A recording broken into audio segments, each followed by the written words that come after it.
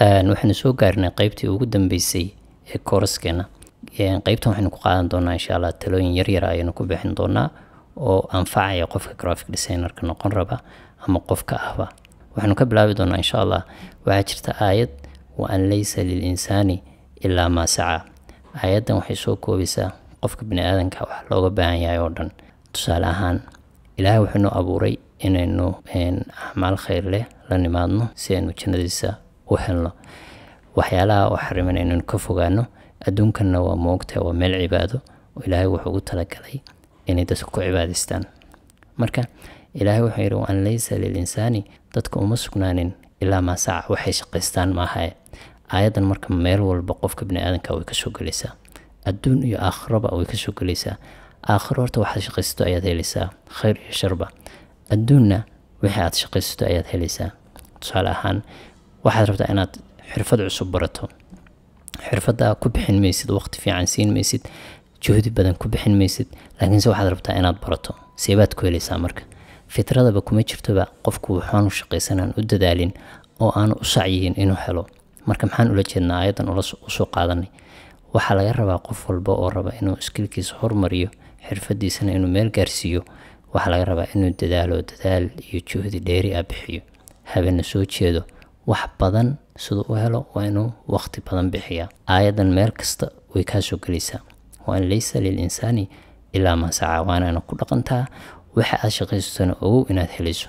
haddii aad waqti badan siiso waxaan khasab oo kaa soo laabanayaan oo waxaad arkaysaa beri ka maalin 2 sano 3 sano kadib aad professional ku noqday lagaagana dambaynayo. marka aad rabto xirfadda graphic design-ka inaad barato waa inaad juhdi iyo dadaal la timaadaa.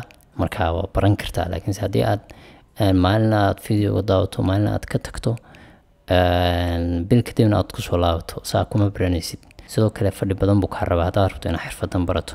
iyo xirfad walba wax kugu soo kordhinaysa waa inaad waqti leeg siisaa si aad u hesho wax badan oo ku saabsan xirfadaas. sidoo kale waxaa jirta nadariyada la dhaho nadariyatul masraca. theory-kan muxuu sheegayaa tusaale ninka beeraleyda markuu wax beeranayo intee hawl buu maraa. meeshii uu qodaa meeshii uu wax ku beeri lahaa buu soo eegaa. qodaal buu sameeyaa wuu faagaa mirihii buu ku ridaa kadib wuu waraabiyaa. intaasoo bilood buu sugaa sanado sugaa si ay uga soo go'aan miro kadibna uu geysto suuqa uu lacag uga helo ama uu irsiqiisa uga helo. adigana maxaa laga baahan yahay markii aad wax baranayso waa inaad waqti siisaa. inta doonta qaadato sanad ha qaadato 2 sano ha qaadato laakiinse waxaad ogtahay waqtigaas aad siisay inaanu marnaba ka khasaaroobin waayo waxaad ku bixisay naftaada ayaad wax ku bartay waxna ku soo kordhisay.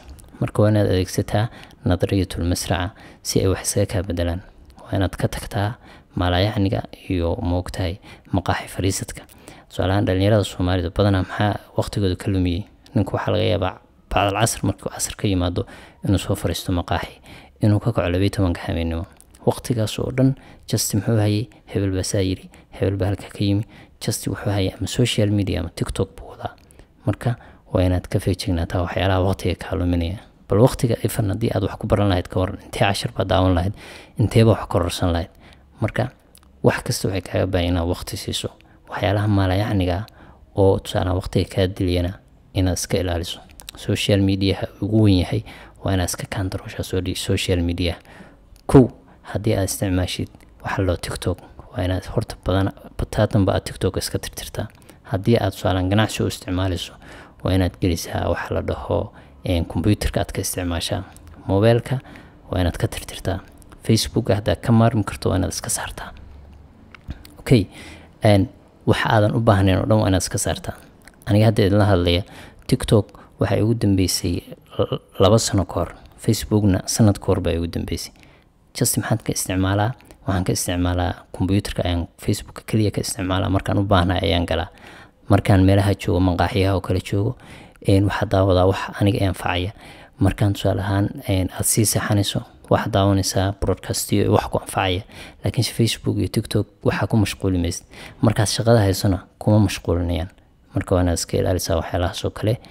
waxaynu ku soo koobaynaa koorskeena waa inaad horta goal dhigataa. markaad rabto inaad graphic design ka barato maxaad rabtaa inaad barato waa inaad dhahdaa graphic design baan rabaa inaan barto halkee baan rabaa inaan ka gaaro. waxaan rabaa inaan magaaladeeda ugu fiicnaado.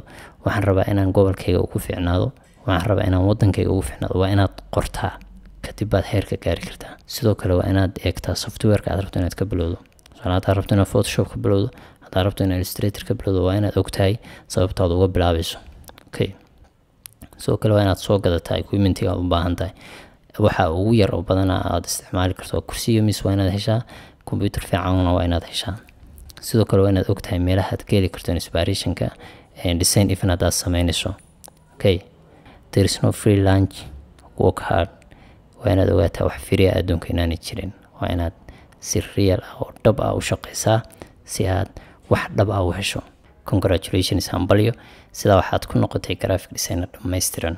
welcome the world of graphic design bro. guuleysta dhammaantiin, guul baan rajaynayaa, iyo nin walba insha allah uu dhexda iska xiro sida uu noqdo graphic designer qurux badan oo wax badan soo gudbiya. salaam.